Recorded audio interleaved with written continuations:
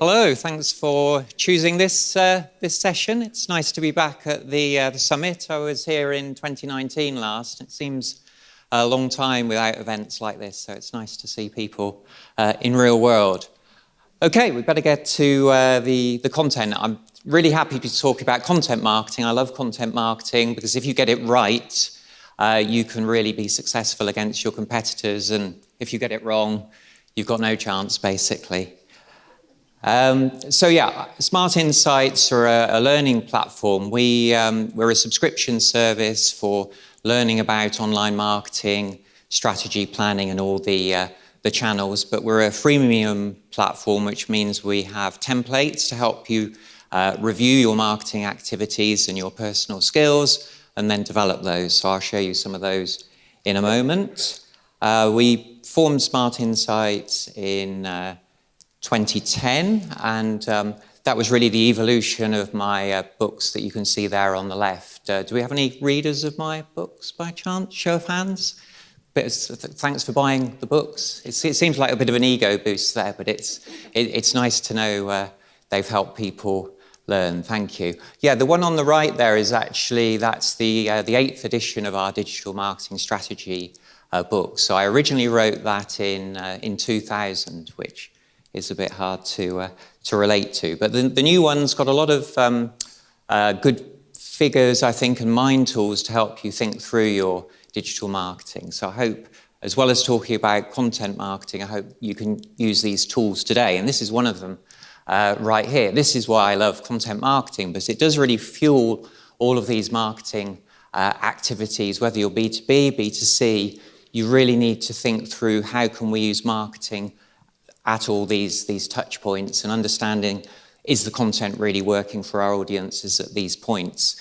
So when I'm consulting, I'll often run through this process for a persona, and we'll say, which of these are you really getting right, which are you missing? So I'm going to look at 4 areas, as well as the trends. It's really to help you review your content marketing, because I like to try and be useful as well as just covering the latest trends. Got a bit of audience participation here. I'm going to ask you to rate your content marketing, particularly those of you at the front who can hopefully see this. This is one of our free templates where you can look at your overall marketing strategy or the channels, and you can score yourself on a scale of 1 to 5. So moving across from relatively immature on the left through to more refined, optimized content marketing on the right there. And you can see, you can review how good you are at, for example, setting goals. At the bottom there, measurement, using personas. Do you have a strategy? How are you at managing the editorial? And then the content distribution as well. So as I'm speaking there, hopefully you've had a chance to just scan across some of that. And what I'd like you to do is just give a ballpark whether you think you're at a scale of 1 to 5 with the content marketing in your business or the companies you work with. So we'll start at the top end. Any 5s? No one would be as bold as to suggest that. There's always room for improvement, right? Okay, any 4s? 3s? Good on you for having the kudos for getting to that level. What I always think with these maturity, if you're a relatively small business, not many resources, you don't need to get to 5, but to compete, you really need to get to 3 to be effective. So I'm expecting quite a few 2s here, a few more, and 1s. Okay, I think thank you. So that's quite an even match across them there. Where we've got an interactive form of this on our site, and we actually find most of our members do score themselves 1 or 2 in terms of where they are now. So room for improvement. And one of the ways to really improve is to go into detail on your audience and your personas. And one of the templates we provide, it goes beyond that thumbnail sketch of a persona from who they are basically and their mindset, but really looks at the customer journey map and maps the stages of the buying process, which is what you see bottom right here. So I'd really urge you to think about which content supports each stage. And we've got the Americans to thank for, they talk about top, middle and bottom of funnel content. So review those and see which types of content are most effective, see where the gaps are. So to help you see the trends, some of you may know this site, but there's a US publisher called the Content Marketing Institute, CMI, and they're very good for having annual surveys of the state of content marketing, and this is the latest one. And what they were really looking at in this extract I've selected here is what are the drivers of success. So they categorize businesses into the most successful against the least successful of their content marketing and found what the success factors were. And what you can really see is it's just like marketing or digital marketing strategy as a whole. You really need a dedicated content strategy. If you don't have that overarching across all the channels, then you're not, particularly with larger teams, you're not going to be successful. So have a strategy, have an editorial calendar, do the research on your audience and map that against your goals. And then the other thing that comes out strongly from this is a measured approach to content marketing. And that will often mean tailoring your Google Analytics in the right way, which I'll talk a bit about in a moment. Okay, so we said strategy is important.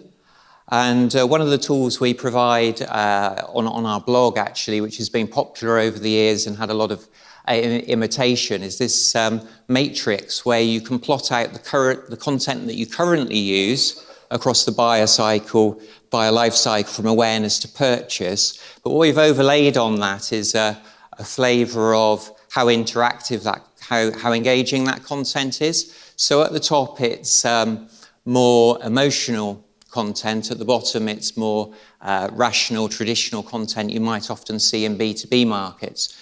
So what I'll often do in a workshop is I'll work with a business to just plot all the types of content they have now against competitors. And it's a great way for thinking about the types of content you might be missing against what your competitors are using more successfully. And as we heard from this morning, you can use tools such as SEO tools to look at where you're missing out compared to competitors in terms of visitors. So ideation is the smart way of talking about those type of reviews.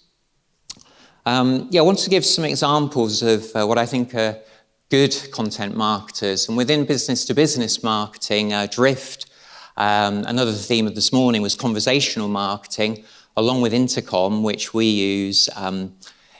Drift are one of the main providers here, and they've got a really strong way of providing the right quality of content through the life cycle and using it to explain how they differentiate, as you can see on the visual on the right there, which went into another one of the books. So we heard this morning also about conversion. So how can we check that we're surfacing the right content at the right time to the right person? Let's have a look. Well, here I developed this content marketing, this optimization matrix, which is the way we think about the content on our site when we're reviewing it. So if you imagine all the pages on your site, you might have 10 pages, you might have 100, you might have 100,000, I don't know. But each one of those pieces of content can potentially help bring people to the site or to lead them through the journey. So on the left axis here, we're plotting the popularity of the content. And you can see on the left here that if we think the reason we need to do this is there's loads of different types of pages, page templates on the site, and people are deep linking, landing on the site in different points. And we need to try and work through which are the most effective pieces of content. So we know the popularity of the content from the left axis there, but of course we also need to know about the quality of the content. Is it helping us? Is it helping our audience? So you can put conversion rate. If you're an e-commerce site, you'd want to know which, if you've got content which is very popular, you would hope it's converting people. If it's not, and it's in the top left there, you really need to try and work out how the copy or imagery can be improved to increase conversion. And then from that, you really know where to prioritize your efforts. The 80-20 rule really works here. With Smart Insights, we get around 80% of our traffic through organic search. So we've made this work through using content hubs, having the right type of content. And then I would say of that, of all the pages on our site, probably it is just around 10 to 20% which are driving the majority of the organic traffic, and we really work to improve those pages. I was chatting to someone over lunch and I was saying HubSpot, they published an article talking about how they do their SEO, and they call this historical optimization, and they get many of their leads and sales from this content that they constantly refresh, rather than this idea of constantly creating new content, work on the content, make the content that works already work harder.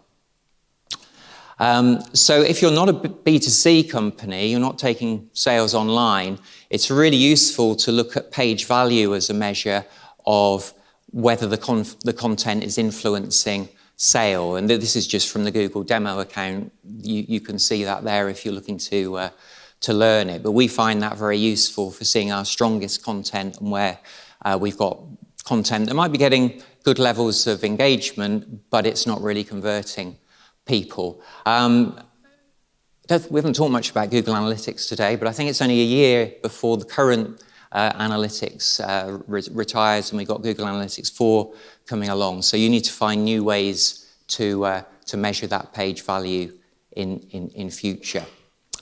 Another trend I think to consider is with so much static content on the site, how can you really use interactive content, as we've just been hearing from Bird and Blend, to bring your brand to life and to bring its appeal. And there's this transition to more interactive experiences, and ultimately for some brands, AR, augmented and virtual reality.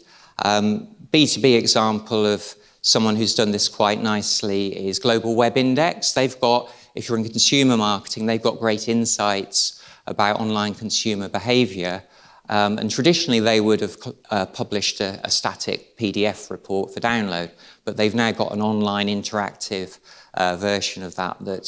I think they do a good job. As I've said, we also need to surface our hero content, and depending on the type of business you are, there's different ways of doing that. Various prompts in sidebars or footers. As we're a publisher, we use light boxes. No booze at that point, or pop-ups. But we've really found it's worth optimizing those. So the one on the left here, which we hand-coded, we found, for example, choosing the right testimonials across the bottom there, just adding 3 testimonials in to say, actually, yeah, this is good content. That gave us 10% more leads a month. And at that point, we were getting around 5,000 new contacts into our database every month. So just A/B testing those sort of prompts can be really effective. These days, we're a bit more granular, and the one on the right, we use opt-in monster and try to serve different light boxes or other formats in different sections of the site. But we found that a good tool if you work at it. More generally, and this is where I would like to see the analytics improve. If we think of most websites, whether they're B2B, B2C, whatever sector they are, they've got common elements. So you can call those design patterns. You'll see the researchers call these. And what we really need to know is not whether the whole page is effective or not. That's relatively easy. But can we test these individual elements of the page? So in the example I've got here, testimonials, and then can we optimize those elements? So I think we're going to get a bit more granular about testing in that way. Okay, I just need to close off now. Conversational marketing. I talked about Drift. We use Intercom, and one of the speakers this morning was explaining if you can put in the right sort of form of interactive dialogue on the website, that can be a lot more effective than sending out emails, which people may well miss in the inbox. So it's getting people in the moment.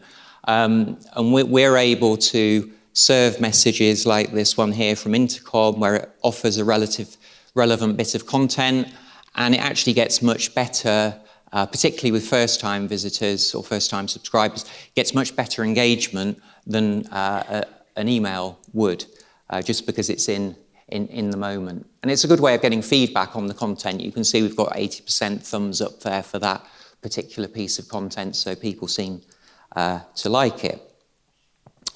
Personalization, of course, we've had that since Amazon first started their recommended products. I think outside of retail, you don't see personalization so much, but there are some new tools coming through. This one, Webio, this was a nice case study, just showing that by tailoring content to different audiences, you do get these uplifts in performance. And it doesn't have to be personalized to an individual. It can be a group of people, effectively a persona, which is what they're doing here, and that's worked well for them.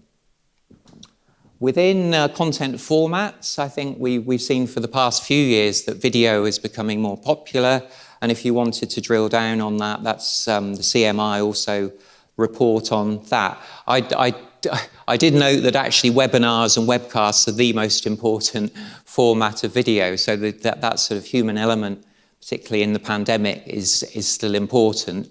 But yeah, techniques like how-tos and interviews, they're working particularly well. Some of the other techniques, such as explainers, don't tend to work so well in video, it seems. So finally, we've created the right content, the right formats. How do we distribute the content? Now, in 20 minutes, I haven't got much opportunity to discuss this one, but just to say, you really need to apply a similar mindset with this. We were working once with Marketo, one of our content partners, and the content manager there was telling me they use this 70-20-10 rule, so a bit of a different tweak from the 80-20. But they were saying that when they invest in external media, 70% of it will be that proven content that works well for them to drive leads. Then 20% will be about trying to make the content that doesn't quite work today, that media work better. And then they'll try to reserve 10% of their budget for investing in new media formats. So if LinkedIn or Google or Instagram have new content formats, you can get an edge by testing those before competitors do. So I think that's a good mindset, to reserve some budget for these more bleeding edge tools. So in terms of paid content, yeah, it's pay to play very often now on social media. So that was the top rated distribution channel within B2B, marginally more successful than search engine marketing. So those are really the two pillars to get right. Final look in the future here, really. So with artificial intelligence and machine learning, I think they're a bit of a threat for marketers, aren't they? You hear these discussions about the AI is going to take away our jobs, but I think, yeah, AI certainly can't create a communication strategy or a plan. But what they may be able to do quite well is to look at the content that resonates with audiences and then tailor it. And one of the interesting technologies here is Persado, where they, as you on the left here, they look at different emotions of the audience, and then when they're sending out emails or serving ads, they try to work in the copy that resonates with those emotions that help in that market. So example here from financial services, you can see you can use these sort of tools throughout the customer journey to improve the engagement.